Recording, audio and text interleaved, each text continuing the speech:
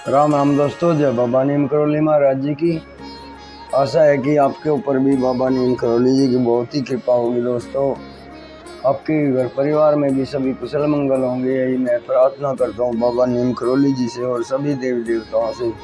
दोस्तों, आज मैं आपको सुनाता हूँ श्रीमद् भागवत गीता का अध्याय 11 विराट रूप। तो इसे शुरू करते हैं। दोस्तों, अर्जुन ने कहा, आपने जिन अत्यंत गुम आध्यात्मिक विषयों का मुझे उपदेश दिया है, उसे सुनकर अब मेरा मोह दूर हो गया है। हे कमलनयन, मैंने आपसे प्रत्येक जीव की उत्पत्ति तथा लय और लय के विषय में विस्तार से सुना है और आपकी अक्षय महिमा का अनुभव किया है। हे पुरुषोत्तम, हे परमेश्वर, यद्यपि आपको मैं अपने समक्ष आपके द्वारा वर्णित आपके वास्तविक रूप में देख रहा हूँ, किंतु मैं यह देखना का इच्छुक हूँ कि आप इस दृश्य जगत में किस प्रकार प्रविष्ट हुए हैं। मैं आपके उसी रूप का दर्शन करना चाहता हूँ। हे प्रभु, हे योगेश्वर, यदि आप सोचते हैं कि मैं आपके विश्व रूप को देखने में समर्थ हो सकता हूँ, तो कृपा करके मुझे अपना असीम विश्व रूप दिखाइए। भगवान ने कहा, हे अर्जुन, हे पार्थ, अब तुम मेरे ऐश्वर्य को सैकड़ों हजारों प्रकार की देवी तथा विविध रंगों वाले रूपों को देखो। हे भारत, लो, तुम आदित्यों, वसुओं, रुद्रों, अश्विनी कुमारों तथा अन्य देवताओं के विभिन्न रूपों को यहाँ देखो। तुम ऐसे अनेक आश्चर्य रूपों को देखो जिन्हें पहले किसी ने ना तो देखा है और ना ही सुना है। हे अर्जुन, तुम जो भी देखना चाहो उसे तत्क्षण मेरे इस शरीर में देखो। तुम इस समय भविष्य में जो भी देखना चाहते हो उसको यह विश्व रूप दिखाने वाला है। यहाँ एक ही स्थान पर चर अचर सब कुछ है, किंतु तुम मुझे अपनी इन आँखों से नहीं देख सकते, अतः मैं तुम्हें दिव्य आँखें दे रहा हूँ। अब मेरे योग ऐश्वर्य को देखो।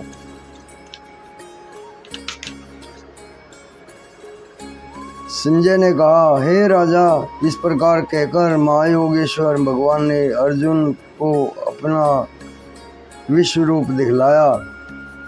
अर्जुन ने उस विश्व रूप में असंख्य मुख, असंख्य नेत्र, असंख्य आश्चर्यमय दृश्य देखे। यह रूप अनेक देवी देवताओं आभूषणों से अलंकृत था और अनेक देवी हथियारों से उनके हाथों में उठाए हुए थे।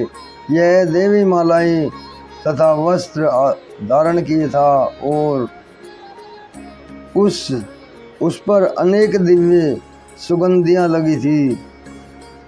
सब कुछ आश्चर्य, तेज में असीम एवं सर्वत्र व्याप्त था। यदि आकाश में हजारों सूर्य एक साथ उदय हों तो उसका प्रकाश शायद परम पुरुष के इस विश्वरूप के तेज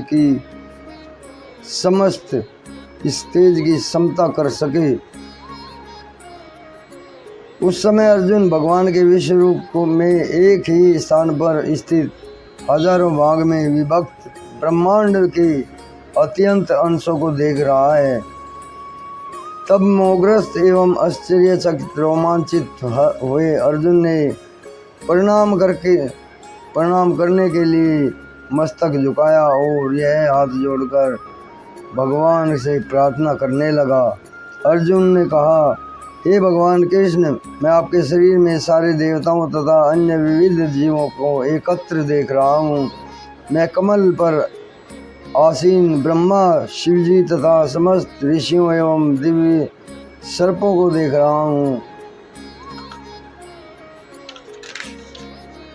हे विश्वरूप, हे विश्वेश्वर, मैं आपके शरीर में अनेकानेक हाथ, पेट, मुंह तथा आंखें देख रहा हूँ जो सर्वत्र फैले हुए हैं और जिनका अंत नहीं है। मैं आप में ना तो अंत दिखता है, ना ही मध्य और ना ही आदि।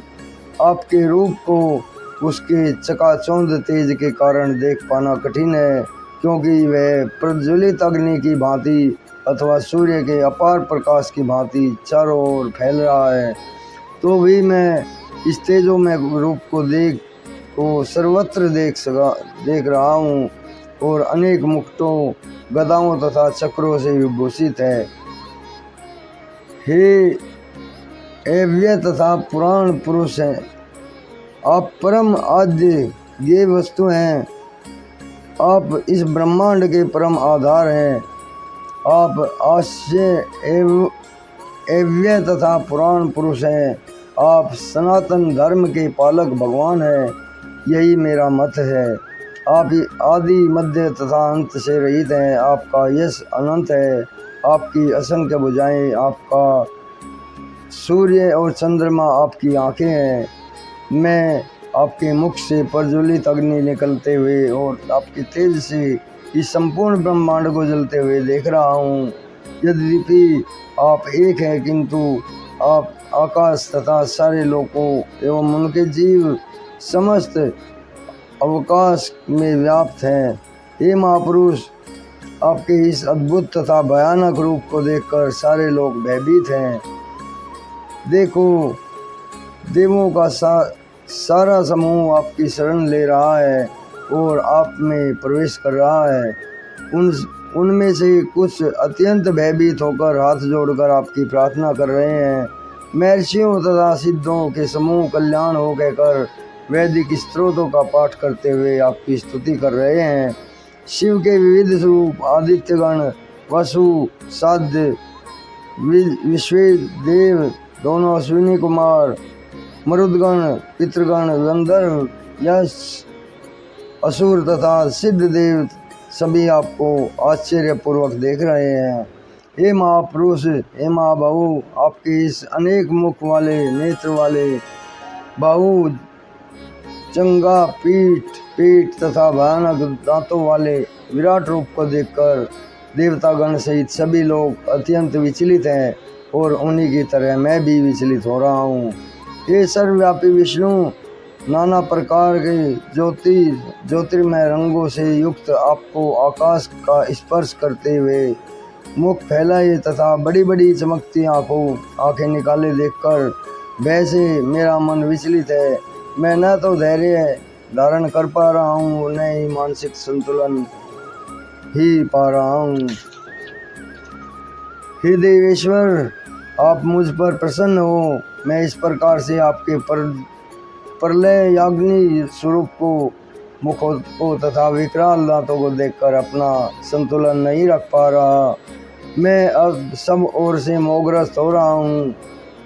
धृतराष्ट्र के सारे पुत्र, आपके समस्त सहायक राजाओं सहित भीष्म, द्रोण, कर्ण एवं हमारे प्रमुख योद्धा भी आपके विकराल मुख में प्रवेश कर रहे हैं।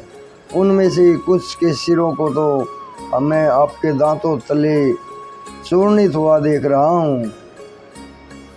जिस प्रकार नदियों की अनेक तरंगे समुद्र में प्रवेश करती हैं, उसी प्रकार ये समस्त महान योद्धा आपके प्रज्वलित मुखों में प्रवेश कर रहे हैं। मैं समस्त लोगों को पूर्ण वेग से आपके मुख में उसी प्रकार प्रविष्ट होते देख रहा हूँ, जिस प्रकार पतंगे अपने विनाश के लिए प्रज्वलित अग्नि में कूद पड़ते हैं। हे विष्णु, मैं देखता हूँ कि आपके प्रज्वलित मुखों से सभी दिशाओं के लोग निगले जा रहे हैं। आप सारे ब्रह्मांड को अपने तेज से आपूरित करके अपनी विकराल ज्वलंती किरणों सहित प्रकट हो रहे हैं। हे देवेश, कृपा करके मुझे बतलाइए कि इस उग्र रूप में आप कौन हैं। मैं आपको नमस्कार करता हूँ। कृपा करके मुझ पर प्रसन्न हो। आप आदि भगवान हैं। मैं आपको जानना चाहता हूँ, क्योंकि मैं नहीं जान पा रहा हूँ कि आपका प्रयोजन क्या है। भगवान ने कहा, समस्त जगतों को विनष्ट करने वाला काल हूँ मैं, और मैं यहाँ समस्त लोगों का विनाश करने के लिए आया हूँ। तुम्हारे पांडवों के सिवा दोनों पक्षों के सारे योद्धा मारे जाएंगे। अंतः उठो लड़ने के लिए तैयार हो और यश अर्जित करो। अपने शत्रुओं को जीतकर समस्त राज्य को भोगो। ये सब लोग मेरे द्वारा पहले ही मारे जा चुके हैं। और हे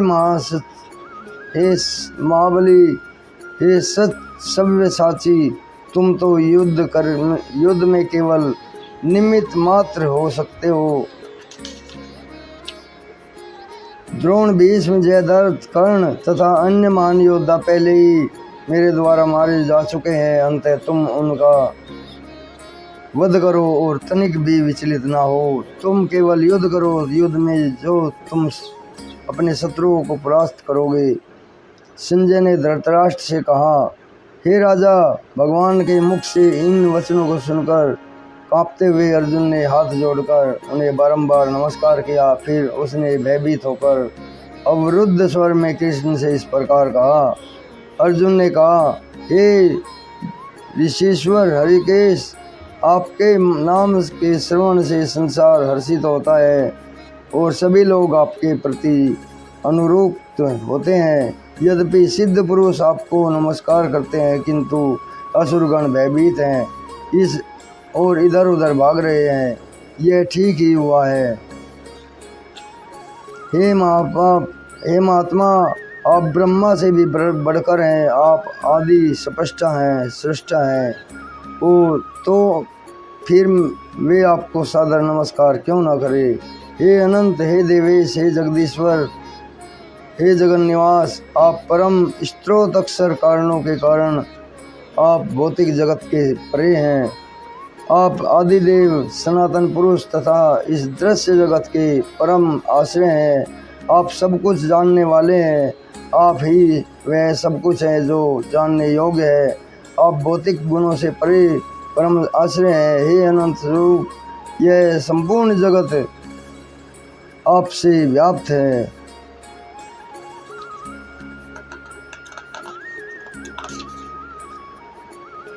आप वायु हैं तथा परम नियंता भी हैं। आप अग्नि हैं, जल हैं तथा चंद्रमा है। आप जीव ब्रह्मा है। आप प्रतिता में है, परपिता में है। आपको हजारों बार नमस्कार है, पुनः पुनः नमस्कार है। आपको आगे पीछे चारों ओर से नमस्कार है। हे असीम शक्ति, आप अनंत पराक्रम के स्वामी, आप सर्वव्यापी, अतः आप सब कुछ हैं। आपको अपना मित्र मानते हुए मैं हठ पूर्वक आपको हे कृष्ण, हे यादव, हे सखा जैसे संबोधनों से पुकारा है, क्योंकि मैं आपकी महिमा को नहीं जानता था।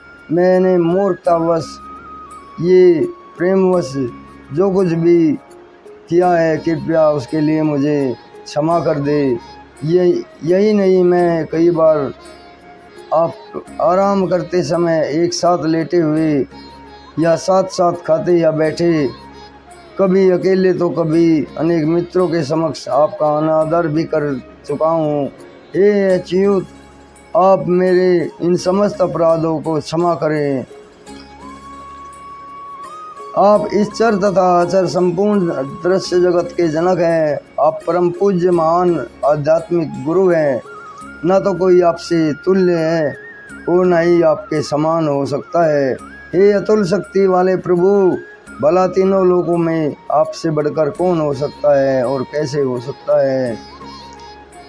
आप प्रत्येक जीव द्वारा पूजनीय भगवान हैं। मैं आपको अतः मैं गिरकर सादर प्रणाम करता हूँ। आपकी कृपा की याचना करता हूँ। जिस प्रकार पिता अपने पुत्र की छिटाई सहन करता है, या मित्र अपने मित्र की दृष्टा सह लेता है, या पिता या प्रिय अपनी प्रिया का अपराध सहन कर लेता है, उसी प्रकार आप कृपा करके मेरी त्रुटियों को सहन कर लें। पहले कभी ना देखे गए आपके इस विराट रूप का दर्शन करके मैं पुलकित हो रहा हूँ, किंतु साथ ही मेरा मन भयभीत हो रहा है। अतः आप मुझ पर कृपा करें और हे देवेश, हे जगन्निवास, अपना पुरुषोत्तम भगवान स्वरूप पुनः दिखाएं। हे विराट रूप, हे सहस भाऊ भगवान, मैं आपके मुकुटधारी चतुर्भुज रूप का दर्शन करना चाहता हूँ, जिसमें आप अपने चारों हाथ में शंख, चक्र, गदा तथा पद्म धारण किए हुए हैं, मैं उसी रूप को देखने की इच्छा करता हूँ।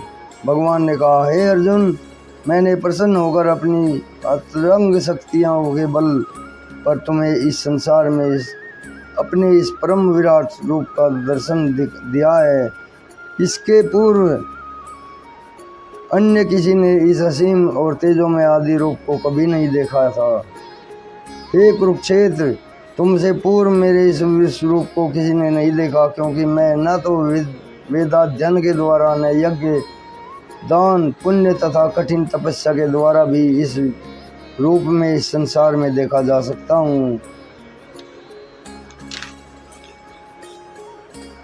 तुम मेरे इस भयानक रूप को देखकर अत्यंत विचलित एवं मोहित हो गए हो, अतः इसे समाप्त करता हूँ। हे भक्त, तुम समस्त चिंताओं से पुनः मुक्त हो जाओ। तुम शांत चित्त से अब इच्छित रूप देख सकते हो। संजय ने धृतराष्ट्र से कहा, अर्जुन से इस प्रकार कहने के बाद भगवान कृष्ण ने अपना असली चतुर्भुज रूप प्रकट किया और अंत में दोनों भुजाओं वाला अपना रूप प्रदर्शित करके भयभीत अर्जुन को धैर्य बंधाया। जब अर्जुन ने कृष्ण को उस आदि रूप में देखा तो कहा, हे जगन्नाथ, आपके इस अतीव सुंदर मानवीय रूप को देखकर अब स्थिरता चित उत्पन्न हो रही है और मैंने अपनी प्राकृत अवस्था प्राप्त कर ली है। श्री भगवान ने कहा, हे अर्जुन, तुम मेरे जिस रूप को इस समय देख रहे हो उसे देख पाना अत्यंत दुष्कर है। यहाँ तक कि देवता भी इस अत्यंत प्रिय रूप को देखने की ताक में रहते हैं। तुम अपने दिव्य नेत्रों के द्वारा जिस रूप का दर्शन कर रहे हो उसे ना तो वेदाध्ययन से, न ही कठिन तपस्या, ना दान से, ना पूजा से ही जाना जा सकता है। कोई इन साधनों के द्वारा मुझे मेरे रूप को नहीं देख सकता। हे अर्जुन, केवल अनन्य भक्ति द्वारा ही उस रूप में समझा जा सकता है जिस रूप में मैं तुम्हारे समक्ष खड़ा हूँ, और इसी प्रकार मेरा साक्षात दर्शन भी किया जा सकता है। केवल इसी विधि से तुम मेरे ज्ञान के रहस्य को पा सकते हो। हे अर्जुन, जो व्यक्ति सकाम कर्मों और मनोधर्मों के बल से मुक्त होकर मेरी शुद्ध भक्ति के में तत्पर रहकर जो मेरे लिए ये कर्म करता, जो मुझे ही जीवन लक्ष्य समझता है, जो प्रत्येक जीव में मैत्री भाव रखता है, वह निश्चय ही मुझे प्राप्त करता है।